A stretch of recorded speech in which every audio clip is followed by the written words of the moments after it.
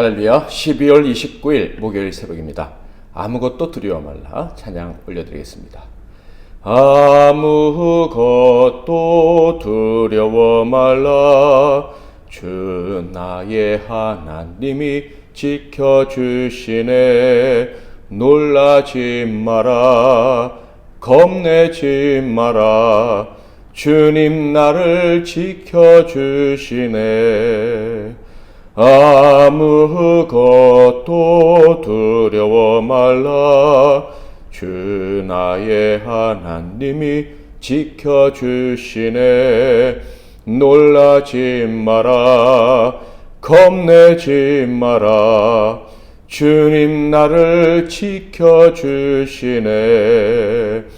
내 맘이 힘에 겨워 지칠지라도 주님 나를 지켜주시네. 세상의 험한 풍파 몰아칠 때도 주님 나를 지켜주시네.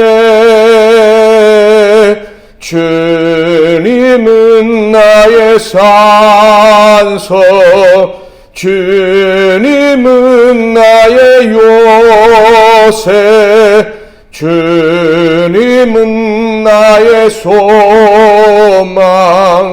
나의 힘이 되신 여호와. 오늘 하나님께서 주시는 은혜의 말씀은 구약성경 아모스서 7장부터 9장까지 말씀이 되겠습니다. 아모스 7장 1절부터 9장 15절까지 말씀 중에서 9장 11절부터 15절까지 봉독해 드리겠습니다. 그날에 내가 다윗의 무너진 장막을 일으키고 그것들의 틈을 막으며 그 허물어진 것을 일으켜서 옛적과 같이 세우고 그들이 에돔의 남은 자와 내 이름으로 일컫는 만국을 기업으로 얻게 하리라.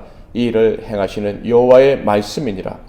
여호와의 말씀이니라. 보라 날이 이를지라 그때 파종하는 자가 곡식 추수하는 자의 뒤를 이으며 포도를 밟는 자가 씨 뿌리는 자의 뒤를 이으며 산들은 단 포도주를 흘리며 작은 산들은 녹으리라. 내가 내 백성 이스라엘이 사로잡힌 것을 돌이키리니 그들이 황폐한 성읍을 건축하여 거주하며 포도원들을 가꾸고 그 포도주를 마시며 가원들을 만들고 그 열매를 먹으리라. 내가 그들을 그들의 땅에 심으리니 그들이 내가 준 땅에서 다시 뽑히지 아니하리라. 내 하나님 여호와의 말씀이니라. 아멘. 오늘은 주 여호와라는 제목으로 하나님 말씀을 상고하겠습니다. 아모스서에서 가장 많이 등장하는 단어들 중에 하나가 바로 주 여호와라는 하나님에 관한 호칭입니다. 이 호칭은 1장부터 6장까지는 6번이 나오고요. 7장부터 마지막 9장까지는 무려 11번이나 사용이 됩니다. 그렇다면 이 아모스서 역시 결국 하나님이 어떤 분이신지를 알리는 것이 가장 큰 목적을 가지고 있는 책이다라는 것을 알 수가 있습니다.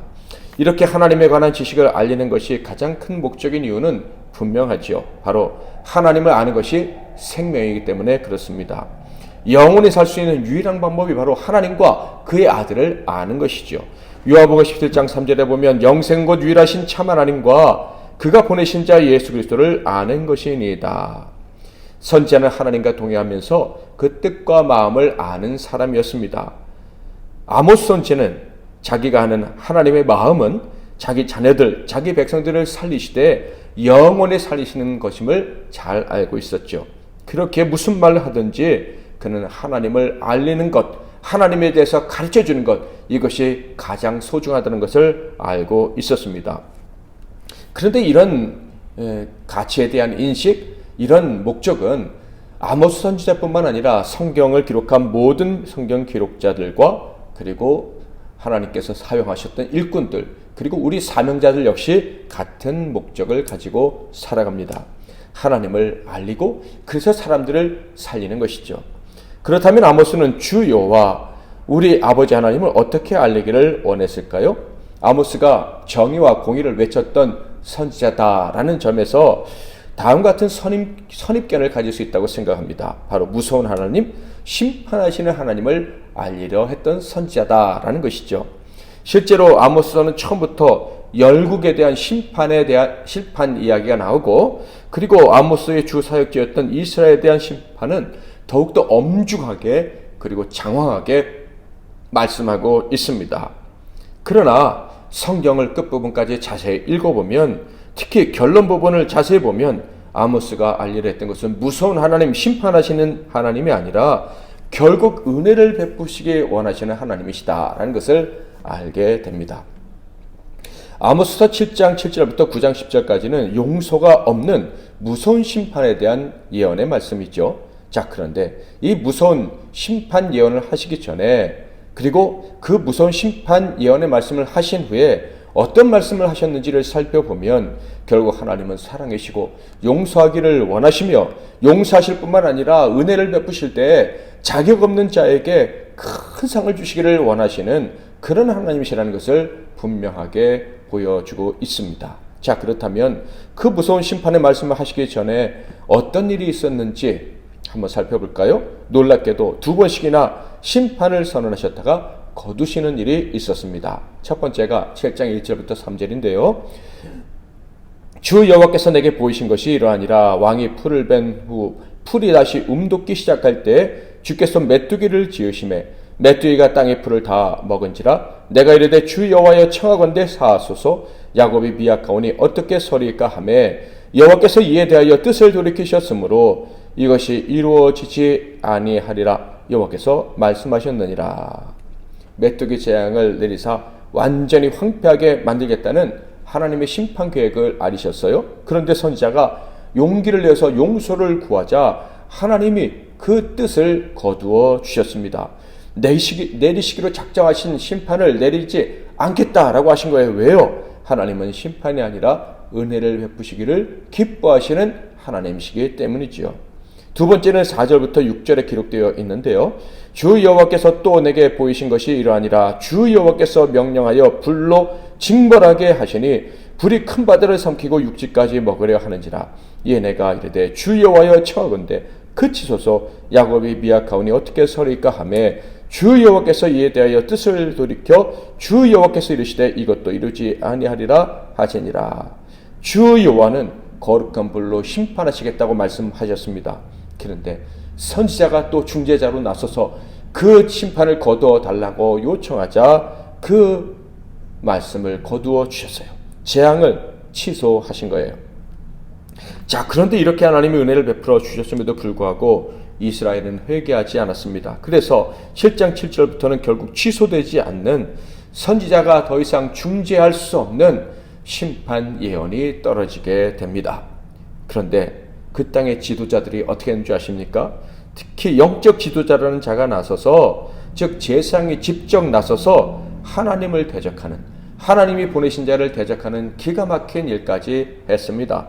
7장 10절 때 베델의 제사장 아마샤가 이스라엘의 왕 여로보암에게 보내어 이르되 이스라엘 족속 중에 아모스가 왕을 모반하나니 이 모든 말을 이 땅이 견딜 수 없나이다.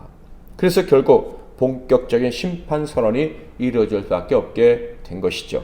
8장은 이렇게 사악한 이스라엘을 향해서 용서 없는 심판이 내릴 것이라는 무서운 말씀으로 시작이 됩니다.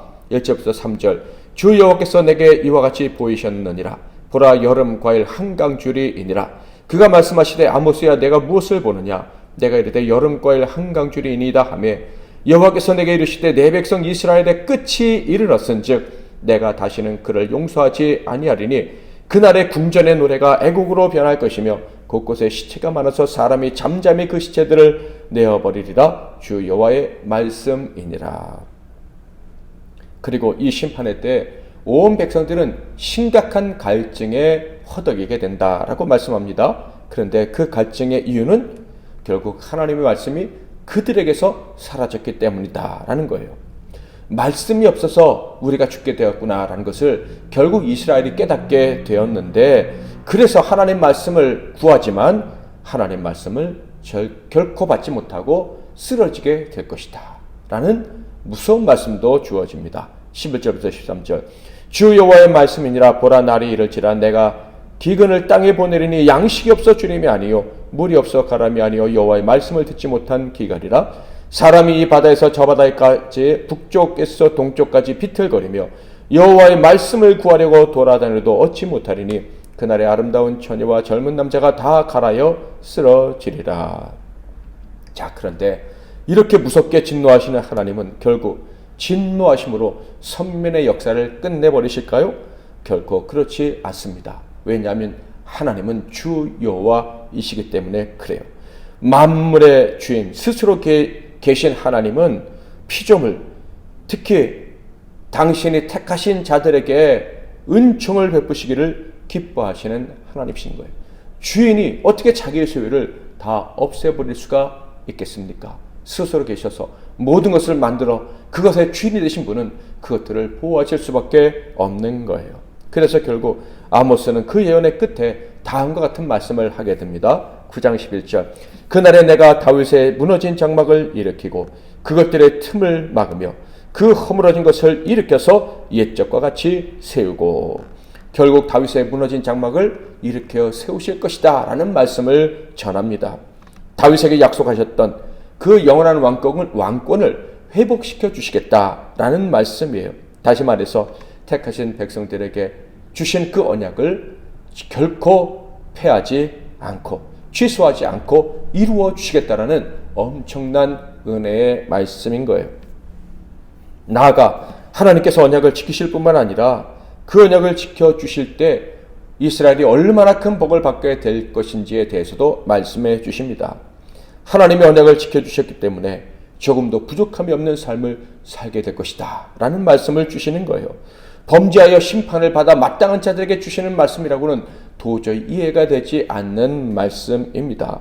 이렇게 언약을 재확인시켜 주시면서 복을 약속하시는 이유가 무엇입니까? 심판받아 마땅한 자들에게 복을 주시겠다고 선언하시는 이유가 무엇입니까? 그것이 바로 주 여호와 하나님의 속성이시기 때문에 그런 거예요. 다시 말해 주권적으로 언약을 주시고 주권적으로 이루시는 분이 우리 하나님이시에요. 주인이시니까 자기의 소유를 책임져 주신다라는 거예요. 그래서 그 주 여호와 하나님께서 그 이스라엘 백성들에게 복을 주시되 얼마만큼의 복을 주신다고 하실까요? 13절부터 15절 여호와의 말씀이니라 보라 날이 이를지라 그때 파종하는 자가 곡식 추수하는 자의 뒤를 이으며 포도를 밟는 자가 씨 뿌리는 자의 뒤를 이으며 산들은 단 포도주를 흘리며 작은 산들은 녹으리라. 내가 내 백성 이스라엘이 사로잡힌 것을 돌이키리니 그들이 황폐한 성읍을 건축하여 거주하며 포도원들을 가꾸고 그 포도주를 마시며 과원들을 만들고 그 열매를 먹으리라. 내가 그들을 그들의 땅에 심으리니 그들이 내가 준 땅에서 다시 뽑히지 아니하리라. 내 하나님 여호와의 말씀이니라. 이 말씀을 한마디로 복의 복을 더해 주시겠다라는 거예요. 풍성케 하실 뿐만 아니라 날마다 더 풍성케 해 주시겠다라는 말씀인 것입니다. 우리 하나님 그 주 여호와께서 저와 여러분에게 주시는 사랑은 영원하며 완전한 것임을 오늘 말씀을 통해서 또다시 우리는 확인할 수가 있습니다. 심지어 우리가 범죄했을 때조차도 그 언약이 취소되지 않는다는 것을 확인했습니다. 심판의 말씀은 취소된다 할지라도 은혜의 언약은 절대 취소되지 않는다라는 거예요. 이것이 우리 하나님 아버지의 마음입니다. 주 여호와의 거룩한 속성입니다. 그래서 올해도 우리에게 은혜를 베풀어 주셨지만 내년에는 더 풍성한 은혜를 주시고야 말 것입니다. 이런 하나님의 마음을 더 깊이 알고 올 한 해를 마무리하는 저와 여러분이 되기를 바랍니다. 그 하나님의 마음을 더 깊이 알고 더 순종하고 더 사랑하기를 작정하는 저와 여러분이 되기를 바랍니다. 하나님을 더욱더 기쁘시게 해드리는 우리 MBC 나눔교회 성도들이 다 되시고 하나님의 그 마음껏 주시는 그 은혜를 더 풍성히 받아 누릴 수 있기를 주님의 이름으로 축복합니다. 기도하겠습니다. 말씀 붙잡고 기도하시고 승리하시는 하루 되십시오. 기도하겠습니다. 주 여호와 우리 하나님 아버지, 주 여호와 하나님이 우리에게 어떤 분이신지를 다시 한번 가르쳐 주시니 감사합니다. 우리의 주인이시기에, 우리의 아버지시기에, 우리의 왕이시기에, 우리를 책임지고 다스리시는 분이시기에 결코 우리를 외면하거나 버리시거나 포기할 수 없는 분이심을 오늘 말씀을 통해 분명히 알게 되었습니다. 은혜 베푸시기를 원하시는 그 하나님의 마음을 알고 더욱더 겸손히 하나님 앞에 나아가 은혜를 구하고 은혜를 받아 누리며 그분을 기뻐하고 그분의 말씀에 순종하며 살아가는, 말씀으로 늘 배부르고 말씀으로 그 모든 가칭을 해결하고 나아가는 우리 모든 성도들 되게 하옵소서. 예수 그리스도의 이름으로 기도하옵나이다. 아멘.